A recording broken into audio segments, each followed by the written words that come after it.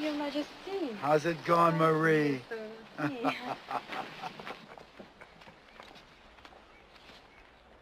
It's good to be the king.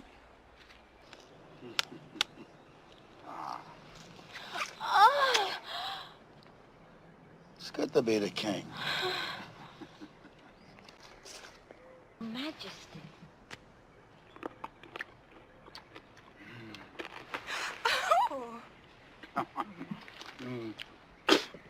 It's good to be the king. How are you doing, guys? I'm doing good. How are you? Not bad. Oh, my intro didn't go on. Hold on. Sorry.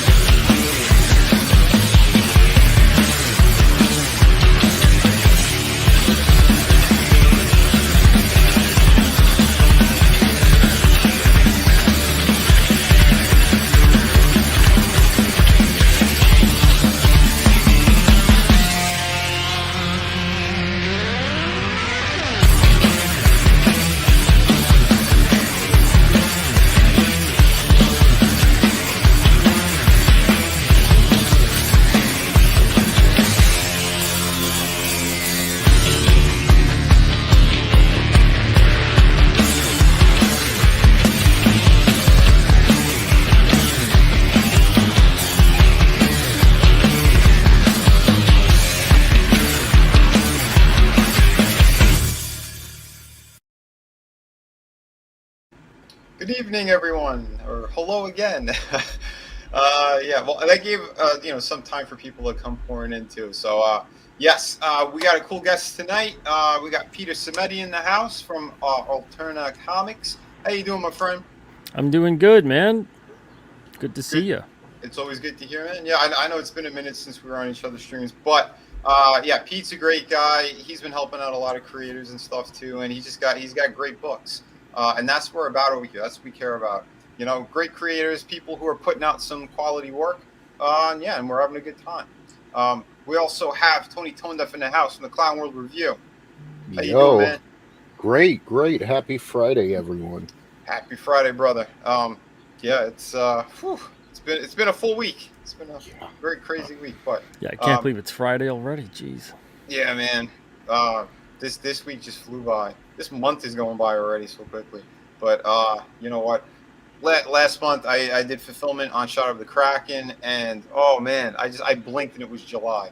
So that's just how it goes sometimes. But you know, we're burning the candle at both ends, but we're getting quality out there for you guys and girls. and another person who brings the quality is right there. It's Red Gaze. How you doing, Hey, what's brother? up? How's it going? Going very well over here. Happy Friday, everybody. This was a Excellent. fast week, man. Like, you blinked and it was gone. What happened? I don't know. I don't know if it's because of the holiday weekend or what the hell happened, but man, it's too much. But It's probably Thor: Love and Thunder. You know, everybody was so looking forward to it. yeah, no, I boycotted all that crap a long time ago. Yeah, I don't know how the people who still they fight and bitch, blah, blah, blah, we hate Disney, blah blah blah, and they run out to the theater. Like, here, take my money. What's what? No one knows how to stand their ground anymore on shit. They're just gonna Paying keep. for Riri Williams. Oh god, I don't know. I don't know shit about it. I didn't look up anything. I could care less. All I know is some of the stuff that Marvel has been putting out is just spectacular. Someone sent this to me, which was very odd. So apparently, this is you're all important. This is Judgment Day. I don't know what the hell this is, but apparently Marvel, they're not making books on superheroes anymore. It's just regular, boring people. What are we even looking at here? What is this? We're back to coffee shops. All right. Toxic white males who are Good. actually some kind of betas. Wait, is that some kind of attack on Slimer there? I don't know what the hell that is. Never heard of it, never seen it before. But, you know, we got the protests going on. I mean, this is what Marvel's pushing. We're out there, you know, working hard, getting you quality books. I mean, just some of the best stuff here. Some of the best stuff. You know, really taking you into different worlds away from all the madness. And what are they doing? They're bringing in their political views into comics. And we're going to be discussing and showcasing boring people. Like, what is wrong with them? I love it. I want them to do it. Keep doing more of it. Keep doing it. Yeah, people are going to be running to us and away from them. Yeah. Holy Don't crap. interrupt them from doing what they're doing. Let them keep doing it.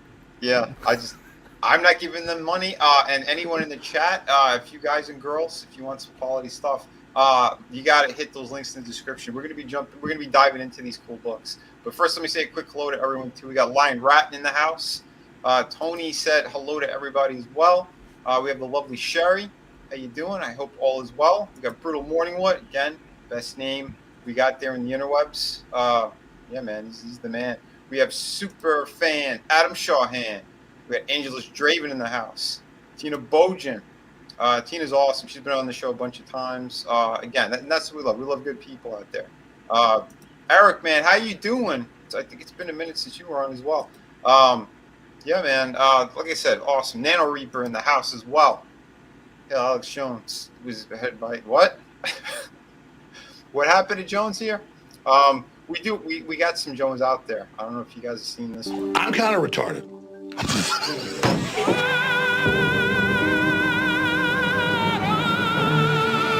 That man's a threat to this country. We got to give some love to Jones because he's just hilarious. But last of Truth is in the house as well. How you doing? We got Judas yeah, man. Hello. But yeah, we do have a cool project here. Encrypted. This is one from Simeti. I'll pull this up for you guys. So yeah, Pete, give us a lowdown on this one.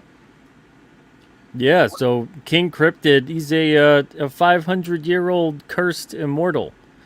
He's not the king of the cryptid. Some people think King Cryptid, that means he's like lord of a bunch of Bigfoots or something. That's not the case. What it is that it's a descriptive name. So when he was seen so many centuries ago, you get that silhouette of a crown, and he's kind of got this winged cape-looking thing, and eventually the name kind of just stuck. But King Cryptid, he resides in the White Mountains of New Hampshire. He's been around there in a nice peaceful seclusion for about the past 30 years or so. Hasn't really been seen. Nobody knows if he's alive, dead, if it was just all a myth, whatever it was, until recently. Now he's being pulled into a war that's been brewing between the supernatural world of the unknown and the mortal world of humans. So it's kind of encroaching upon his space. Everything is centraling into the region of New Hampshire, the White Mountain region especially. Oh, wow. So there's a lot of reasons for that. We get into that in the comic. But it starts off where the behemoth, which is a human hybrid of a genetic experiment gone, I guess, maybe not terribly wrong, but I guess terribly right. The legendary Mothman's DNA was combined with a human being and created this thing, this creature. So they're transporting him up to New Hampshire, and he eventually escapes from his transport. And that's how we meet King Cryptid. King Cryptid pulls the passengers out of the van before it explodes, and they detail, one of the passengers details what they saw, and they give that description, that kind of crowned description, the wings, the cape, and then he flies away. He just takes off. And they let this cryptid bounty hunter by the name of Victor Lugo, he's on the scene, and they let him know about what they've seen. So he calls up and lets his client know, I'm not just after one thing here, I'm after two. So what's going on is that we find that Behemoth is scared out of his mind. He doesn't know exactly what's going on. He knows a lot of people have been out to hurt him, torture him, experiment on him. So when he sees King Cryptid, he doesn't know what to make of him either. So the two clash, and the story goes from there. Now with the series, each issue is a different issue. It's a different story. So it's not one of these things where you see the first four issues and it's an entirety of a story arc or whatever. This is old school comics where every single issue is self-contained. We have a couple story arcs here and there. I've got a lot of stories already ready to go. I'm going to be making 4 to 5 issues every single year. Each issue contains or features a new artist. We'll, of course, reuse artists from time to time when people have seemed to like them or whatever. The first 4 here, I've really loved working with everybody. Christian Rossi on issue 1, Nick Hunter on issue 2, Alex Jovich on 3, and Kier Covington with Christian Rossi doing the colors on issue 4. I really loved working with these guys. Yeah, and it's a lot of fun. Nice.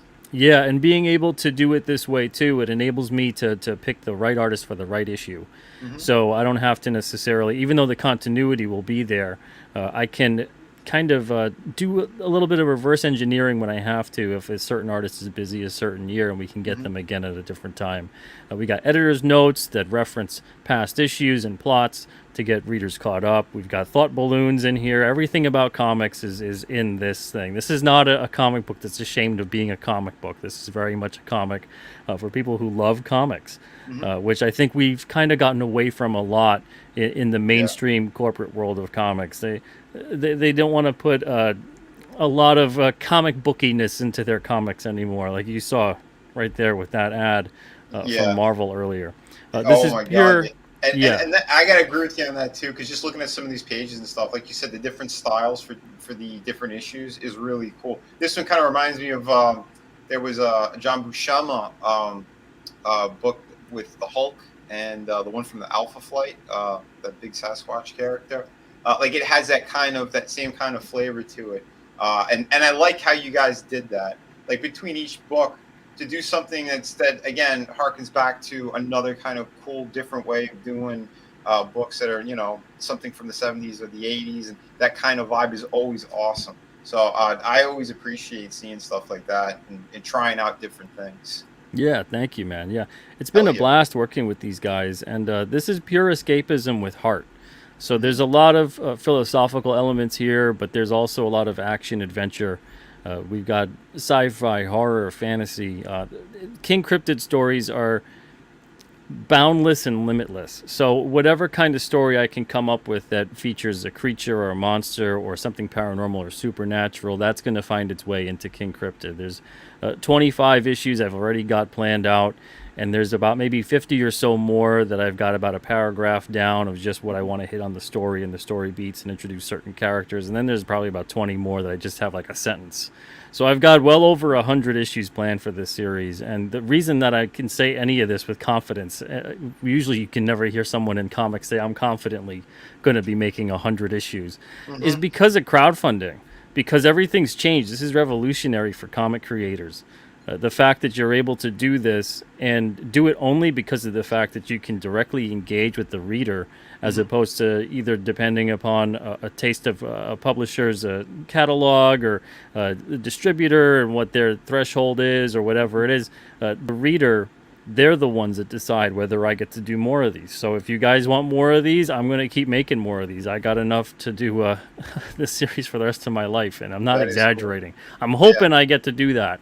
So yeah, I'm really excited about this story and this character, and it's difficult for me to not just give away every single story and talk about it. But everything I've talked about, it's a tip of the iceberg in terms of what's left in the issues. So if anyone's out there and you've heard me on a bunch of these interviews, and I've talked a lot about the character and the world around him, there's still a ton more in the issues for you guys. So See, that yeah. is awesome, man. You know, especially for something like this too. Like this is kind of like your own unique cryptid. That's pretty awesome. My brother and I, there was another project that we were working on and off on, but similar deal. Like he wrote 50 solid stories, and then like you know, either a paragraph, a couple paragraphs here or there, a few sentences for other stuff, and outlines for other issues that reach 100 as well. So that was awesome. That, you know, to hear that. Yeah, it's great when you find that and you're able to just go, this is the one, you know, and that's how I feel about this series. Yeah, man. And it's just, yeah, picking the right time to release those type of books, you know, like, because again, I jump all over the place. The people know me too. Like, you know, I have a futuristic book. I have a pirate book. We have the kind of the ghost story through the woods hardcover. We have a bunch of different stuff, but I have a connected universe as well. So people are going to start to see how it all kind of comes together as well. Because I'm putting a lot of thought into each and every one of the projects, and then trying to write them and create them in a certain way too, that if you just want the future book, you could just have that. If you just want the pirate one, you could just have that. You don't need everything, but if you do get all of it, you'll see the connecting pieces and what I'm laying out. So, you know, it's tricky to do that, but at the same time, I want to give people different options too, and different flavors, because not everyone's going to love, you know, a specific story. But the people who have been, I thank you so much, because and again, and some people Yeah, too, it's like, great when you're able to do something like that. for sure, because that's the deal too, because not everyone loves certain genres, and I was told that a couple of times, and I'm happy you know, just them, they back the books because they love the artwork anyway, and they go, oh well, I know I'm in for a good ride, and then hearing from those people specifically really means a lot to me, because they were like, I'm blown away. I wasn't expecting this type of a story. This is really killer. Like, that means a lot, because there is a lot of heart and soul put into these pages. But like you said, Pete, you know, we're independent creators here. So what we're doing is, you know, we're trying to tell great stories, things that we really enjoy, what resonated with us while we were reading comics and picking up this kind of stuff when we were kids, you know, and what is really making things tick and giving back in our own way. You know, we're filtering the stuff that we love and putting it out there. So that is Yeah, damn absolutely. awesome. Yeah, Yeah. this whole series represents everything that I've ever loved about comics, everything I love about storytelling. I've always been a big, it's weird to say fan, but I've always been interested by the paranormal and the supernatural. I was a little kid reading the Time Life books, you know, picking up Bermuda Nice. Triangle, Bigfoot, UFOs, anything that I could get my hands on. All that stuff was great. Absolutely. It went Oh hand in yeah. hand for me with comic books. Oh yeah, man, dude, and especially, you know, when I was really getting into all this stuff as a kid, like, you know, in the '80s and shit. Uh, we had so many great horror movies as well that really pulled me in. I mean, Evil Dead. I mean, that was one of the series. I'm like, what? There's this you know, this book that they just read from, and they created this evil, and, you know, it's in the woods, all this kind of crazy shit. But and then it branches out to all different things. You know, Freddy was huge back then too. All the slasher flicks. So like, to have some of those elements throughout in certain projects, and like you Yeah. said, you know, like the cryptids and all those kind of mysterious things, and yeah, the Bermuda Triangle is something that I always, it was always fantasy, you know, um, something that really clicked with me too, and those stories, how everything kind of lays out, and then you look at, again, the actual stuff behind it, you know, the magnetic occurrences and all that kind of shit. It's awesome, and there's so much to play around with, you know. Make your Yeah, own stories, absolutely. you know? There's a lot of really interesting stuff in terms of the world of the metaphysical and everything else. I mean, everything that we know nowadays, we kind of almost take for granted. But Yeah. 100, 200 years ago, that stuff was just considered magic or Oh something yeah. crazy. If you went back in time with your smartphone, and not even that long ago, maybe even 200 years, they would think you were some kind of a god. Yeah. And depending when you went back, they'd either worship you or they'd try to kill you. Yeah. Bring me at the stake. So it's interesting looking at perspective, having that perspective to look back through time and think of it like that. Even something as simple though as looking back at like the 70s and 80s and all these franchises that nowadays everyone kind of takes for granted as they've always been here, and let's build upon them, let's remake them, let's do this, let's do that. They went into it and there was nothing for them to base that off of. They just went in there and they just made something, and they had no idea, was this going to resonate, would it take off? But nowadays we look at a lot of that stuff and we just, I think for some people like us and others out there too, it inspires them to create their own thing. But then for others out there, it inspires them to recreate what's been created, which is so sad to see. So I love seeing that there's so many indie creators out there that are doing it the right way and getting inspired to tell their own stories, much like the people of the past were inspired by the things that they grew up with and that resonated with them. For sure. I mean, just on what you said right there. How many times have we seen that? You're right. There's carbon copy stuff that's just, people just phoning it in. That's why I want to do something special. I didn't want to just jump into superhero stuff right away, or this is kind of like that plus this put together. No, I wanted to tell my own unique kind of crazy story. 'Cause that's what City of Venus is. I mean, it's a mishmash of things that I always thought was pretty damn cool. Things that involve science. Where the world's kind of heading, but I went to the extreme. Like, it's set so far into the future where, we had tons of wars. There's a bunch of stuff happen. And now could humanity come back from that? Or is it going to be destroyed and stay that way? And what's going to happen? Those powers that be, they're finally in charge. Okay, well, what happens at that point? What do they want? To play with those concepts. And then what you find out what the story really is, I mean, there's lots of twists and turns, and then doing something like Shadow of the Kraken. I got a pirate story here that I try to make sure that it's based very much in reality, and then I have my comic book twists and turns in there because there are supernatural elements. But I wanted to make sure people know the kind of world that I'm building, but also I wanted to show just like how it's going to be.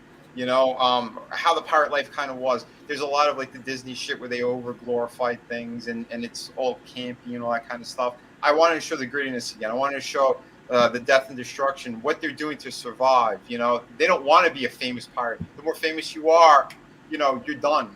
They're going to be. Yeah, you get a target on your back. Yeah, you got a huge target on your back. So like. There are elements in there, and then I have like something really cool too. Like I have that one skull that has a map that's carved into it, but it's coded as well. So we have other elements and like who did that, who's responsible for it, what does it lead to? Put those other mystery kind of elements in there, and then we have the bad guy part of it where he's following and he's disturbing things and he's doing his own kind of thing. But you'll see how it plays out, and just to create a lot of lore behind these characters, I think is something really cool. Like what you have here too. So you set yours in New Hampshire. Now, did you do it specifically because you've heard of different things kind of in that area, or you just want to kind of create your own? Well, I mean, I live up in New Hampshire, but what's interesting about that is that I grew up in New York. So when I came up here in New Hampshire, it was probably the first time was around maybe 2008 or so. So around 2008, I came up here to visited the White Mountains, and it was a spiritual experience. It was something crazy to see the mountains and the area and just nature. Growing up in New York, it was you don't really see stuff like that, and it resonated with me. It clicked with me. And it just felt like something here was right. And all those years later, moved up around maybe 2015, 2016, finally moved up to here. And it's been fantastic. And I don't know necessarily if I could set this story in any place different, only because of the fact that it felt like a lot of these stories were speaking through me. Not that I was necessarily coming up with them and working really hard. That's the thing. I hate saying it because writing is incredibly difficult. But when it came to coming up with a lot of the stories, a lot of the characters and things like that, I would just get entire issues just instantly, just writing them down. It was just constantly becoming to me. It sounds very weird to say it because that's not my experience with writing anything else. It was, Yeah. you sit there and you go, okay, I want to do this kind of character with this kind of setting and this kind of story, and how do I work that out? And it wasn't really like that with the King Cryptid series.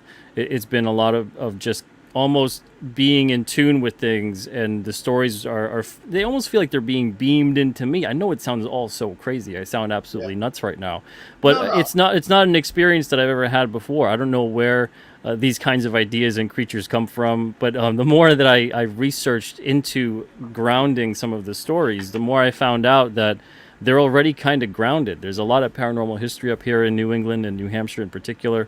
The first recorded UFO abduction was here in 1961, September 19th and 20th, Betty and Barney Hill. There's a lot of different things in New England. We touch upon that in issue 3, and then we touch upon the fact in issue 4 it takes place in the Bridgewater Triangle in Massachusetts. So there's a lot of different things that are going on up here that I already kind of had stories for them. And then when I went in there to tie them into kind of historical fact in a way and make sure that geographically that it was sound, it was crazy to discover there were so many things that were going on that I was writing about without knowing that I was writing about them. So it's really strange to have an experience like that as a creative person, to just let something speak through you in a way. And like I said, I don't know what that is. It reminds me kind of that movie Unbreakable, where you're like tapping into the ether kind of a thing. But it's crazy just to be in that zone and be able to do it. And the thing is, I'm not someone either. I know some people think that well, you'd have to get into an altered state. Maybe you did drugs or something. I don't do any drugs. I don't do anything at all like that. I don't even know what would happen if I did. Goodness. So to not be in that kind of a state, to get into that creative flow, like I said, it's nothing I've ever experienced before creatively. So it's been very exciting being able to tell these kinds of stories, because it almost feels like the story's being told to me. And then I'm just kind of communicating it back to other people. So the whole thing is very interesting.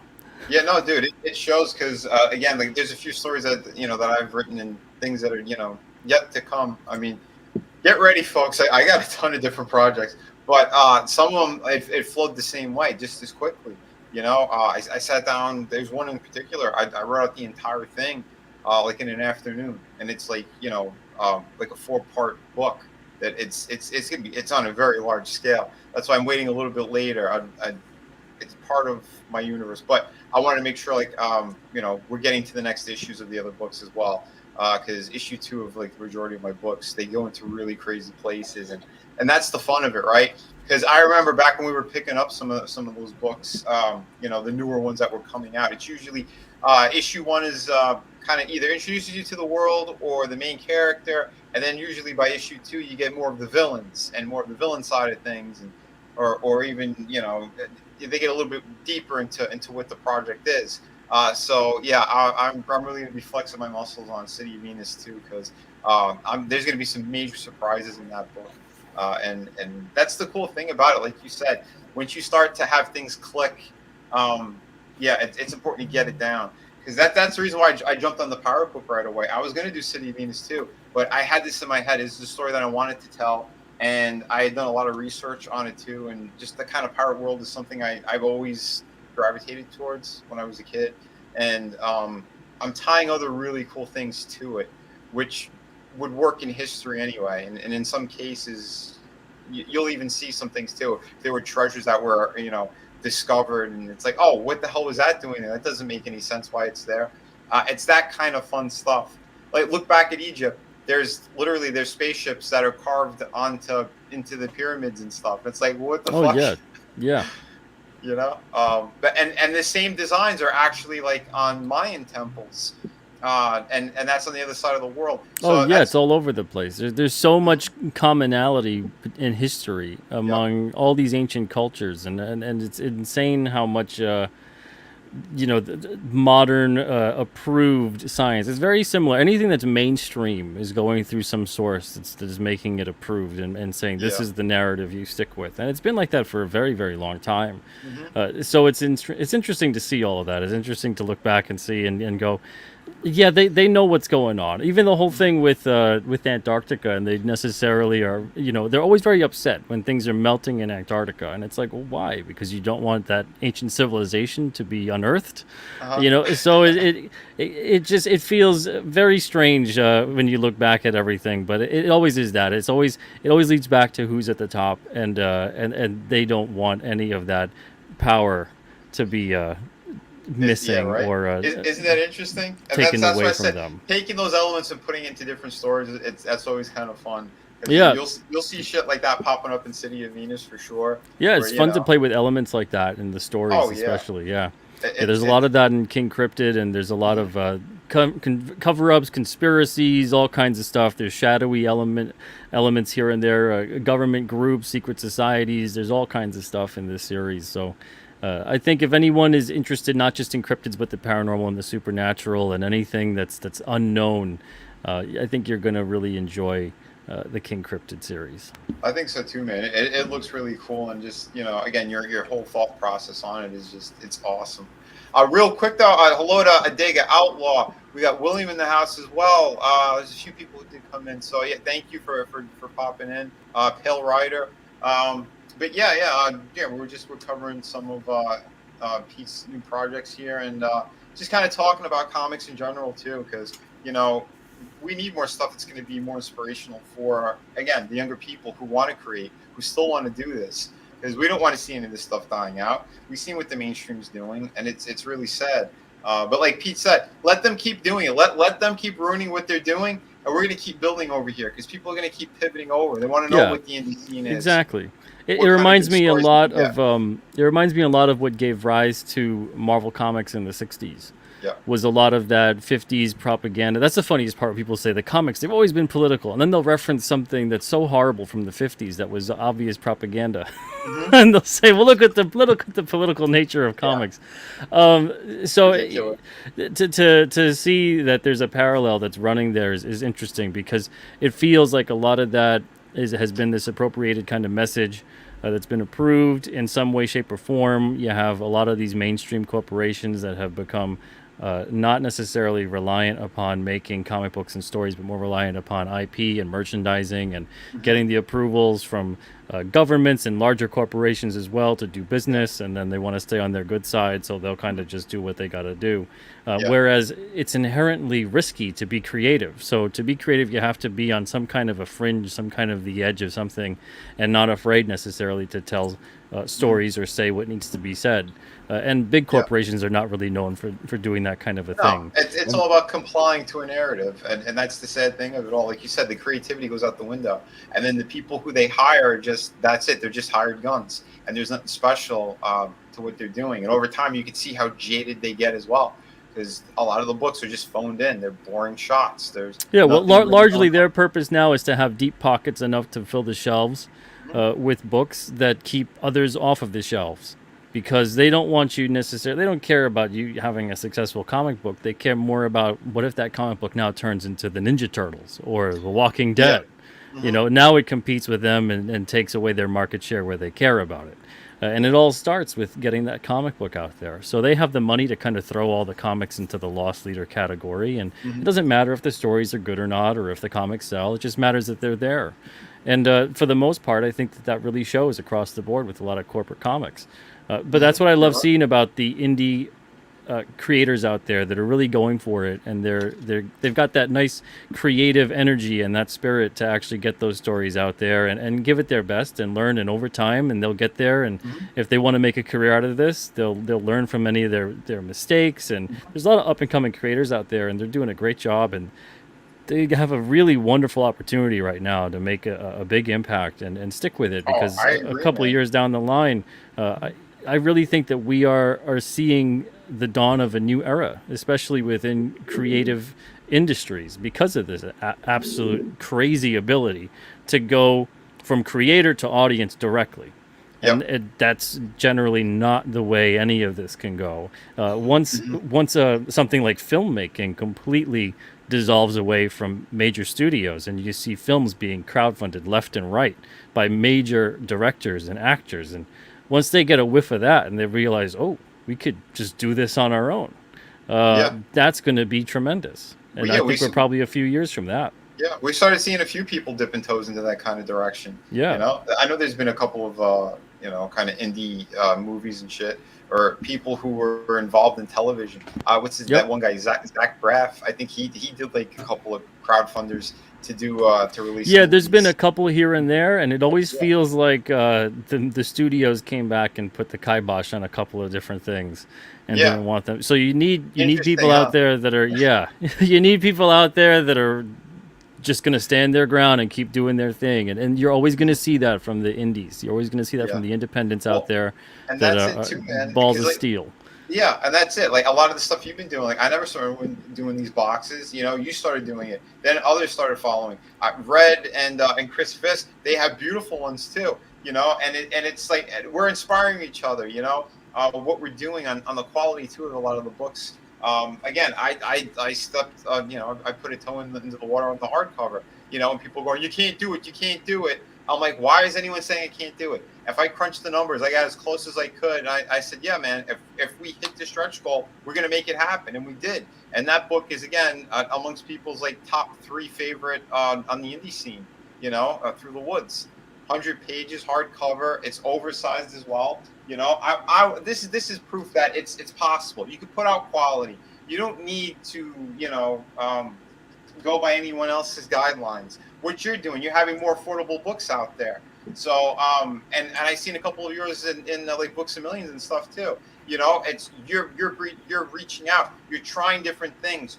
It's about the balls to put them out on the table. And that's what's going to work with indie stuff is thinking outside the box, trying different stuff. Well, with this avenue too, we're seeing I think a blending, a merging of the indie creative spirit with an entrepreneurial spirit. Yeah. And combining those two things, that's when you're going to get a lot of magic happening. So I really love seeing the fact that we're in this age, and I don't think some people really understand it or see where this is headed. But everybody just keep it up. If you're a creator out there, if you're supporting these creators out there and making it possible, because I mean, without the backers, without the readers, this is all just us wasting our time. This is us just kind of putting ideas out there and throwing spaghetti against the wall and hoping something sticks. So the backers are making this possible, and I love that experience where we're making it, the backers are receiving it, then they let us know if they like it, then we get to kind of fine-tune things, and we go back and make something else, and it's this beautiful symbiotic thing that's happening here. But it feels like in the traditional market, which we were involved in up until 2020, we had distribution for print, digital, diamond distribution, book market, all that stuff. I mean, we had a New York Times bestseller at one point in time, and none of that seemed to really matter or resonate, really. What really seems to matter the most is being able to actually reach out there, talk to the audience, talk to the people that are reading the books, and actually pick their brains about what they're enjoying, what they're not enjoying, all that kind of stuff. Because and you're 100% right on that too. Because again, like I was friends with some of the Juppies, that family, the Diamond guys, and that was kind of an argument I was having with them as well. Going, listen, you guys keep saying how much you love comics and stuff, but why haven't you done your own comic book company? You're your own distributor. You could do this, and you could do it in a big way, where people could grow. They could have new product. They could have new characters, a new universe of stuff, And to me, it was always mind-blowing. You see the people who actually do want comics to thrive. And it is independent creators. It's never going to be people who are on that kind of end, which is sad. Because, again, they knew everyone in the business. You could have had top talent on these books. You could start bringing in newer creators who again, from these conventions. That's how I became friends with one of them, with the son, because he loved my work. And every time he'd come to the shows, we'd always talk and stuff and hang out, and it's like, well, how come you guys haven't put any of this stuff together? How come you haven't really pushed in a big way? Because it's sometimes people just aren't hungry enough. And if you're at that level, you're not hungry. It's just collecting original old artwork pages or or old books, trying to find the perfect 9.0. Oh, well, even at the distribution level, there was always so much left to be desired with Yeah. Diamond, where they just Oh, left truly. Yep. so much money on the table, left and right. You know, I understand that they want to work with the comic shops, but as a distributor, you have to do the thing first and foremost, which is to grow the footprint of where you're distributing your product. Yeah. So if they were to get those products into other stores, and not even all of them, you just need to have maybe even a separate catalog set up and work with different retailers and get that Exactly. stuff out there. Yeah. And that should be the main goal, is to really try to, with every fiber of your being, if you're a distributor, get comic books into at least every single possible store we possibly can. I'm glad you brought that up. I'm glad you brought it up too, because like you said, the Diamond catalog it was loaded with paid advertisements for Marvel and DC, the majority of it. Where are the indie stuff? Because there are a ton of great books that haven't gotten a chance, or only one issue gets released, and then the creators can't finish them anymore. They can't continue their story, and it's sad. Now, if Diamond had, like you said, another book, or cut it in half. You have Marvel and DC in 50% of the book, and you have independents on the other 50%. That way, you give creative. I'm sounding like Steiner again doing the math. You're 66. Well, because they do. The last time that I knew, they had a separate book from Marvel. And then, when DC was with them before they had left, DC was in the main book with Image and Dark Horse, and then there was a lot of independents. It's a big, huge, 300-page phone book. Yeah. But the fact that that's every single month, that you're turning the fun part of ordering comic books into massive homework for the average reader, let alone for the new reader. The new reader that would come on board. I never have went into. I've been in a lot of comic shops. I've talked to a lot of comic shop owners. I've never been in a comic shop where someone said, "Would you like to take a look at previews?" Never. Yeah, you're right. Not one of them. So it's the kind of thing where, if you're talking about how to grow the business, how to get more people acclimated to comics and the way distribution works in that system, it's an impossible task. Even on Free Comic Book Day, I've posed the question to Diamond, why don't you guys have even a flyer for every single store? Just a fun little comic book explaining, a flyer of it, explaining the ordering process and how to get some of these comics and become not just an FCBD customer, but an NCBD customer for New Comic Book Day. That idea went in one ear, out the other.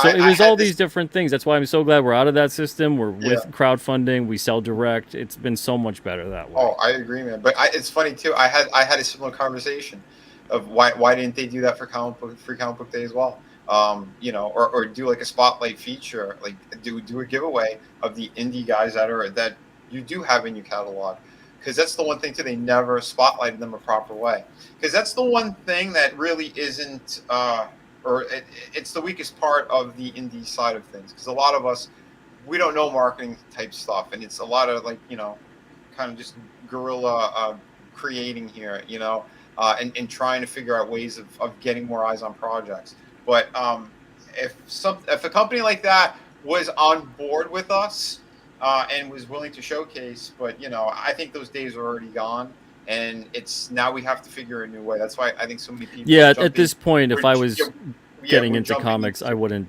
bother with Diamond at this point. I would just go straight to doing the crowdfunding, get up your own website. It's a very different system than even 10, 15 years ago. Yeah, because they ruined so much. But yeah, at this point, that's how we're all trying to scramble to figure out, is it, YouTube and Twitter? Is it certain combinations of other platforms? But the one thing that I do know that works is when there are a tighter group of people, like the ones who are coming together to help each other. And because again, a lot of the people that I'm on their streams and stuff, we help each other out. Chris Fisk had these awesome standees, and I saw them, I was like, holy crap, that looks amazing, and we talked about it, and he's like, oh yeah, this is the company I use, and blah blah blah, and and I added mine on my campaign as well, and I want to do it for future campaigns, because I think it's something cool, again, the thing with the the special kind of packaging and stuff, the boxes and those, all that kind of thing, like what you've been doing and how you're trying to get more awareness out there. That's what more people need to do.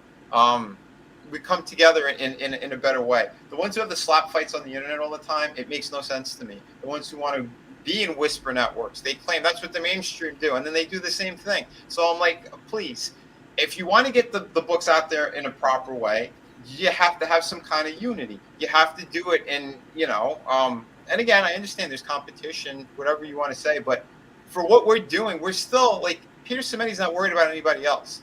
You're worried about getting your books out there. And if something comes along, or there's another cool creator you're talking to, and you bounce ideas off one another, that benefits everybody. So there's ways to growing everything together, you know? And it's funny you mentioned that, because there's a wonderful opportunity that if there's an artist out there that's watching right now, and I know you're an artist as well, Vinny, you can actually make money off of my campaign. So on the $15 featured perk, and also a couple other perks, we have a blank cover variant. So on this $15, you get the first 4 issues of the series, plus you get that blank of number 1. Now, if you were to draw on that and sell it, you just have to sell it for $20 and you made $5 profit. Now, talented artists like yourselves and many other people that are in the chat or watching later on, I'm sure they could probably sell this for $100 or $200. So there you go. You just spent $15 and you made $100 or $200 right there on this campaign. So I love seeing stuff like that. If you have that character on there, you draw King Cryptid or anything else on there, let me know. Tag me on Twitter. I'll retweet it for you. I love seeing when people can actually make money off of a character I've created. I love knowing that I'm able to help someone pay a bill that month, or have a good meal today, or get whatever they got to get. All that great stuff. I love seeing stuff like that. In my heart of hearts, honestly, I don't really believe in copyright. I would love to just see this be a true cryptid, just like Bigfoot, and you can merchandise Bigfoot. I would love to see King Cryptid just everywhere.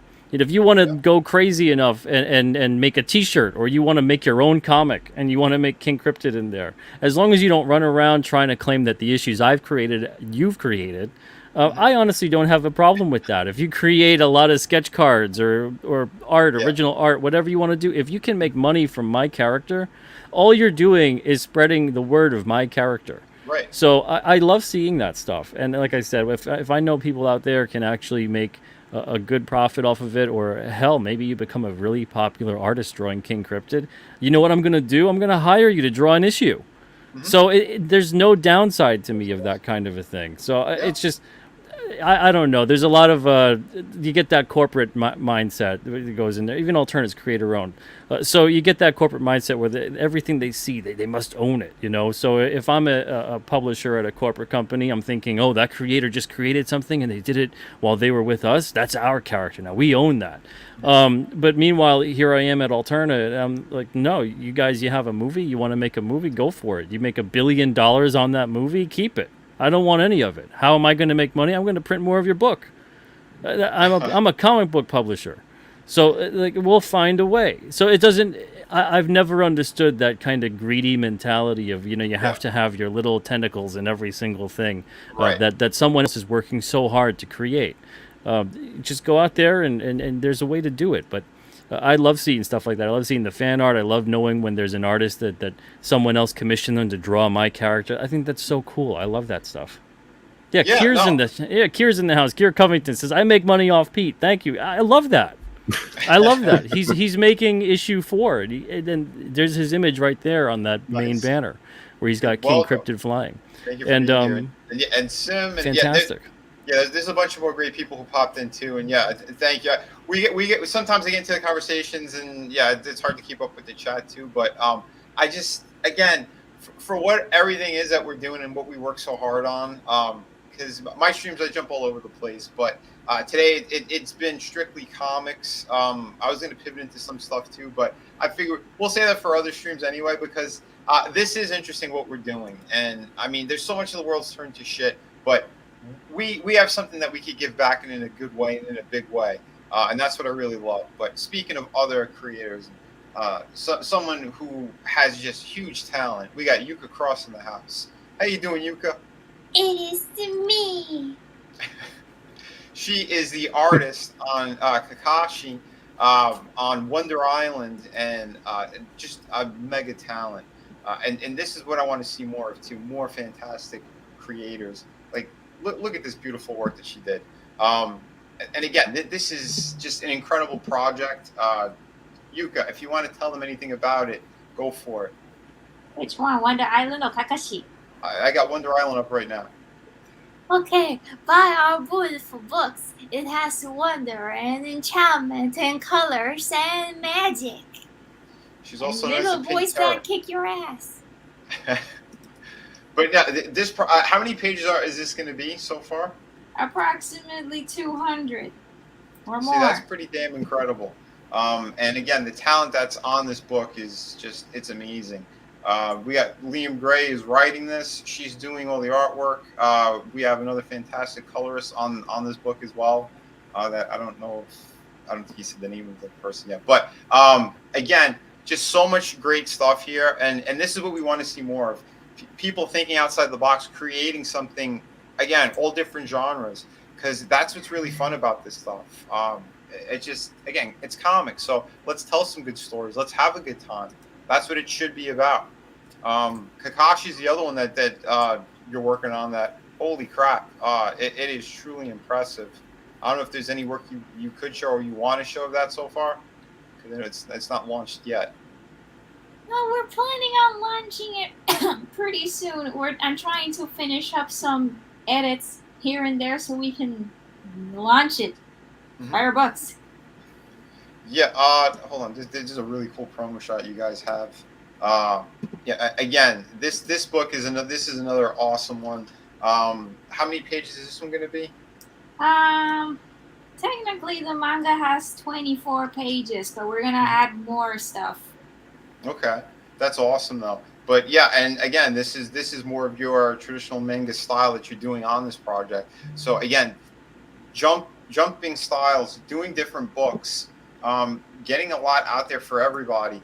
That's a cool thing, and that's what I want to see more of too, in everything that we're doing. Because again, it's the indie sphere. You know, there's so much to be done. You know, and it's so many different stories to tell. And yeah, it's awesome. So yeah, definitely check out all this stuff. I believe I have links are in the description too. And for the people who have been putting out the links too, I thank you so much. You know, yeah, it's pretty sweet. Oh, Tony's got to get going. That's right. He's got a stream at a little bit after 9. I'll be jumping on that one too. But yeah, Tony, if there's anything else you want to let people know, go for it, brother. No, just number one, Pete, your concept King Cryptid, that looks amazing. I love Supernatural as well. Thank you, man. I'm born and raised in Las Vegas, so my grandma and George Knapp used to be friends. We'd go to the no same way. restaurant. Wow. Yeah, so I've Holy smokes. Yeah, always been into that stuff. But yeah, just thank you for having me on, Vinny, and yeah, if anyone's doing something later on or wants to listen to a stream later on, we'll be on over the Clown World Review. So yeah, we're going to be headed over there in a little bit too. Yeah, because usually my Friday streams are only about an hour anyway. But again, I just we had a good conversation here, and I'm looking forward to talking about more cool stuff over on your channel too. Everyone, go subscribe to the Clown World Review. On Tuesdays, he normally does we do the retrospective on the Monday Night Wars. So if you guys loved wrestling, yeah, we talk, you know, the glory days of wrestling, the fun times, and it's a blast, you know, going back and checking out all that stuff. So yeah, definitely go subscribe to Tony's channel, and tonight's stream is going to be a fun one too. Well, we're going to cover a few things, but we're going to make it fun. Yes. We'll look for the silver lining. Always. That's the way to do it. So yeah, man. Thank you, Tony. And yeah, I'll see you in a little bit, buddy. All right. Happy weekend, everyone. Awesome, you too. Man. And we got, again, another great creator here whose campaign's not going to be up for much longer. Sunsworn, Wings of Vengeance. Red, let the good folks know about this one. Yeah, man, that's coming down soon. This is epic space fantasy at its finest. If that's your jam, you know, I love me some sci-fi, I love me some fantasy, but where they meet is my bread and butter. So that's what the Sunsworn universe is. You know, it's the tale of a galactic, well, not an empire, but a galactic union in decline and facing foes from all directions. This particular story is a standalone tale. That just a quick, you know, fun, action-packed adventure where 3 of our heroes go to face off against some remnants left from the prior encounter from Sunsworn Edge of Annihilation. And yeah, man, just a good time, fun time. Like I said, if you're into sci-fi, fantasy, especially if you're into both, this is where it's at, because I just love the twirling elements of everything. I'm not too hard on the the technical sci-fi stuff, like I can enjoy that.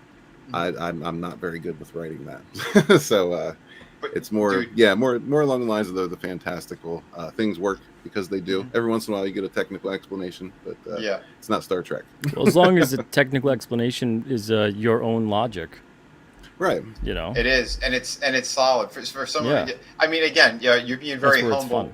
Yeah, you're being very humble, brother. Because holy crap, man, Red could write. Um, he had Sun Sworn, the novel, which is over 500 pages, just glorious. If you still want it, he has just a couple of them left here. The war torn one. It also has my cover on there. But for the comic book itself, I also have a variant there. Miriam did the main cover and the interior, along with Barbusco Studios on the colors. Gorgeous book, just fantastic, well written. Just so much fun. He's one of those creators again. He's been working very hard to get out quality books, quality storytelling, and that's what I truly love on what we're doing. And again, friends coming together, helping out each other. That's a good thing. We're pushing this in a good way. Like Pete said, when people draw our characters and stuff, that's fun. That's awesome. They might actually end up on campaigns as well. It all depends, kind of what's working, what isn't. And what the Absolutely. fans want. Like some of the people from the novel campaign, when I did the visual companion along with that, some people just did fan art. And I said, hey, you wanna get paid for some of this? So come on and work on the visual companion. That was a really cool experience. I got quite a few people come in and help me work on that, and met some awesome people, had a good time, got some cool art, got to meet and to know some cool people. Lakeem Amir, I still go back to him from time to time with for Starship design, the Starship in Wings of Vengeance. He designed for me. He did some great stuff on that. Yeah, awesome guy. A lot of awesome people. Johnny Cage is another. Johnny Cage, yeah. I was about to say that. Johnny's been doing some great work, and so that's what I mean. There's a lot of cool people too that people aren't aware of until they start popping up on some of these campaigns as well, and that's a damn good thing. So getting more eyes on these projects is a huge plus. And since we are going to be closing up, let me just give myself a quick little show one more time. Shadow of the Kraken is fulfilling right now. I have 3 active campaigns. If you want those books, you put your orders in. The only thing you're waiting for is the postman to deliver. That's how fast I get them out the door for you. So this is 52 pages, perfect bound, some of the highest quality. I have a handful of these limited covers are left, so you could get them on this tier right here. There's only about 7 of them, so snatch them while you could. We got 2 prints and a keychain on that one as well. But yeah, and again, every page is pretty much painted like a cover. So you're gonna be pulled into this world, whether you like it or not. But you're gonna love it, truly though. We have the standees. This is the first one that's gonna be in a line of them now. So every campaign, I'm gonna release another standee with whatever the corresponding book is. So the next one's gonna be City of Venus. You'll get one of the characters from there. Until we're going to build up a good little collection, I think, of these awesome standees and characters from Mela Art World. So it's what I can do right now. That's the most affordable thing. I know a lot of people like Vinny. You work for Todd McFarlane. How come you haven't done toys yet? Literally, it's very, very expensive. Because it costs a lot of money. Yeah, I can't take a gamble on that right now. Let me get these more comic books out there, and we're gonna have other cool stuff, in the meantime, and other things we're messing around with. But for me, it is about the storytelling. It is about the cool artwork. But yeah, make sure you know what you're doing here. Make sure you have a good game plan with your projects, where your characters are heading. The development of them is something that's interesting, and have your over-the-top moments, have your fun. But let's get back to more classic fun storytelling. Jim Shooter is Jim Shooter, Stan Lee. There's some of my bigger influences because those guys were thinking outside the box. They were trying different things. Without Shooter, we wouldn't have had the trade paperbacks. We wouldn't have had certain things like that. He helped with the Transformers universe. People who, again, they're not afraid to try different stuff out, to expand in a good way. And Pete's just like that. He's always expanding in a great way. He's trying to find out and figure out how many more books he can get into different stores, into your hands. The crowdfunding aspect of it, And that's what we're doing here. We're trying to grow this thing because comics are very special to us. And for the people who've been tuning in, I'm sure it's special to you, for all the backers. So we're going to continue to put out the best quality work that we could. And yeah, just we hope that you're going to keep enjoying the ride, because without you guys, we can't do all this, you know? And yeah, if you want more books, just click down here. I have the links for the other campaigns. City of Venus, along with the 2 art books. That's on the City of Venus campaign. Through the Woods is by itself, the hardcover. So yeah, you have your options. Pick up some great books. And yeah, man, Pete, thank you so much for being here tonight. Red, Yuka, always a pleasure. If there's anything else you guys want to say before we close out, just let me know. No, thank you for having me, man. It's been a pleasure. Dude, fantastic. Wait, what's coming up tomorrow? Tomorrow's Saturday. Does ETEP have a stream tomorrow? I can't remember. He's been having some I think 9 o'clock or so, 9:30 Saturday streams. The place to be, reviews. Go join over there. Go watch for tomorrow's stream. But right now, everyone, go over there. Let's do a Hans Cock raid for Tony. So Pete, if you haven't seen it, I normally do an imitation of Harrison Ford. I have a couple of entertainment videos I put out there. So I do some bombshell late breaking news as good old Hans Cock, his alter ego. So yeah, go do a Hans Cock raid for Tony. Yeah, we're gonna continue having some fun over there. And yeah, thank you everyone for being here. Again, we got Tommy, the Guinea Pig Collective. Hope you're feeling better, brother. I know you've been under the weather for a while, but yeah, Tommy's awesome. So yeah, go subscribe to his channel as well. We do a toy stream on Thursdays. We missed yesterday's. He was again under the weather. I was still feeling kind of crappy too. Had a very long day, doing a lot of different work, but we'll be back next week. Even if Tommy's not feeling well, I'll host it.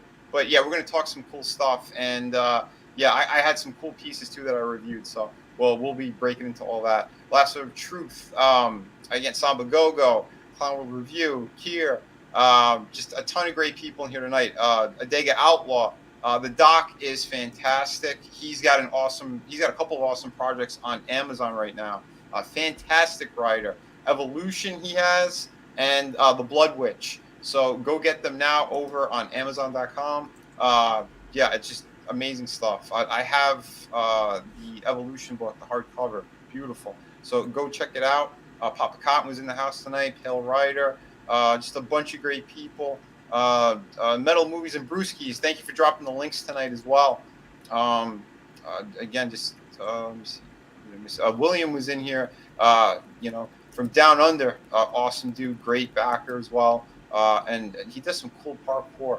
I got to see that the other day on Liam's channel. That was fun. But yeah, no, like I said, we have just great people in this community. So yeah, for those, if I missed you, I apologize. But again, tune in Sunday. So Sunday is the longer stream, and we cover more stuff. And yeah, there's lots of craziness that happens over there. But yeah, everybody, thank you. And remember, be kind to one another. Kick ass while you create. Let's find a good one to go out on. Let's see here. All right. We'll do the old intro. Everyone, have a great night. See you next time.